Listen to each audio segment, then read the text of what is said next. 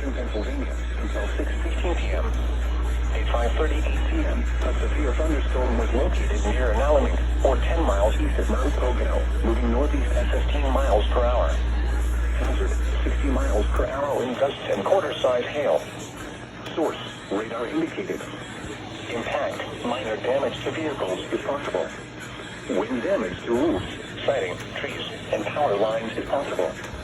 Locations impacted include East Stroudsburg, Delaware Water Gap, Henryville, Rare Lake, Anonymous, Alpine Mountain, Echo Lake, Paradise Valley, Stroudsburg, Shawnee, Marshall Creek, Hidden Lake, and Arlington Heights.